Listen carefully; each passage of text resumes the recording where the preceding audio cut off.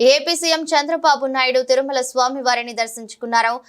తన మనవడు నారా దేవాంశ్ పుట్టినరోజు సందర్భంగా కుటుంబ సభ్యులతో కలిసి శ్రీవారి సేవలో పాల్గొన్నారు.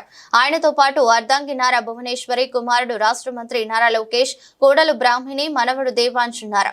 సీఎం చంద్రబాబుకు ఆలయ మహాద్వారం వద్ద టీటీడీ చైర్మన్ బిఆర్ నాయుడు అర్చకులు లాంఛనంగా స్వాగతం పలికారు. అనంతరం అన్న ప్రసాద కేంద్రంలో మనవడి పేరిట అన్న వితరణ చేసిన చంద్రబాబు స్థానిక పద్మావతి అతిథి గృహంలో కీలక సమీక్ష చేపట్టారు. తిరుమల అభివృద్ధిపై TTD chairman BR Naidu, EO Shyamala Rao, ఇతర అధికారులతో చంద్రబాబు సమీక్ష నిర్వహించారు. ఈ సందర్భంగా చంద్రబాబు మాట్లాడుతూ తిరుమలకు నిత్యం వేల సంఖ్యలో భక్తులు వస్తున్నారని, అన్నదానానికి చాలా మంది విరాళాలు ఇస్తున్నారని వెల్లడించారు. భక్తులకు అన్న ప్రసాదాలు స్వయంగా వడ్డిస్తే కలిగే తృప్తి వెలకట్టలేనిదని అన్నారు. ప్రతి ఒక్కరూ సమాజ హితం కోసం పనిచేయాలని సూచించారు. ఏడుకొండలు వెంకటేశ్వర స్వామి సొంతమని స్పష్టం చేశారు.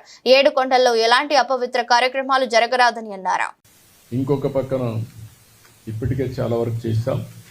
నేను ఒకటే ఈ టీటీడీలో పనిచేసే ప్రతి ఒక్కరిని కోరుతున్నా, including board members, management, everybody, మీరందరూ కూడా వీలైతే మీరు వెంకటేశ్వర స్వామి పవిత్రత కాపాడడానికి ఇంకొక అడుగు ముందుకెళ్ళండి. వీలు కాకపోతే మీరు మీ పని చేయండి.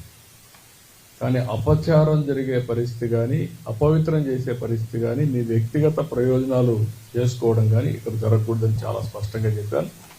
దాని ప్రకారం వర్కౌట్ చేసి అందరికీ విజ్ఞప్తి చేస్తున్నా. ఇంకొక పక్కన దేశంలో, ప్రపంచంలో వెంకటేశ్వర స్వామి ఆస్తులన్నీ కాపాడడానికి కంకణం కట్టుకొని ఉన్నాం. కోర్టులో ఉన్నా, ఎక్కడున్నా. అదే మరికి నేను ముందే చెప్పాను, వెంకటేశ్వర స్వామి దేవాలయంలో పనిచేసే వ్యక్తులు ఓన్లీ హిందూస్గానే ఉండాలి. ఎవరైనా క్రిస్టియన్స్ కానీ ఇతర మతస్థులు ఉంటే వాళ్ళందరికీ ఎవరిని మనోభావాలు దెబ్బతినకుండా గౌరవప్రదంగా వాళ్ళు రీహాబిలిటేట్ చేస్తాం. అదే మరిగా క్రిస్టియన్ ఆర్గనైజేషన్స్ కానీ, ముస్లిం ఆర్గనైజేషన్స్ ఉంటే అక్కడ కూడా హిందూస్ పనిచేయకూడదు అనుకున్నప్పుడు అక్కడ కూడా పనిచేయకుండా వాళ్ళ మనోభావాలు కాపాడుతాం. నేను I made it very clear. దానికి కట్టుబడి ఉన్నాం.